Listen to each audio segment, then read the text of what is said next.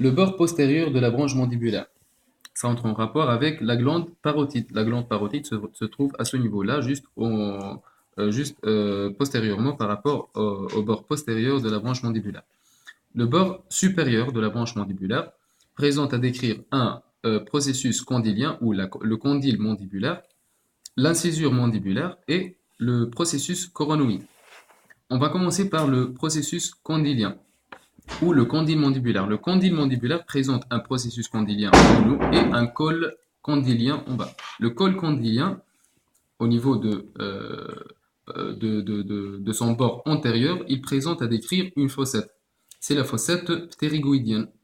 La fossette ptérygoïdienne, lieu d'insertion du muscle ptérygoïdien latéral. L'incisure ptérygoïdienne et le processus coronoïde. Ce processus-là, il présente une face médiale et une face latérale. La face médiale présente à décrire une crête.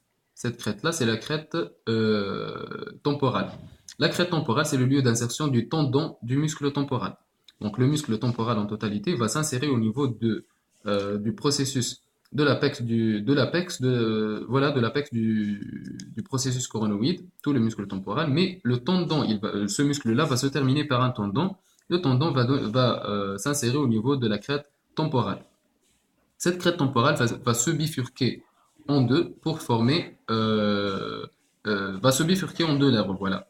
La lèvre médiale, c'est la ligne oblique, va se terminer par la ligne oblique.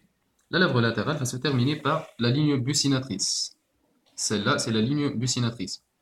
Donc, entre ligne myloïdienne, ligne buccinatrice et la dernière molaire, on trouve un trigone. C'est le trigone rétromolaire. Le trigone rétromolaire.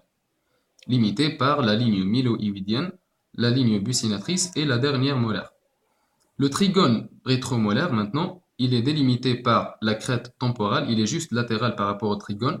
Le triangle, il est latéral par rapport au trigone. Donc, il est limité par la crête temporale, la ligne buccinatrice et ici, c'est la ligne oblique.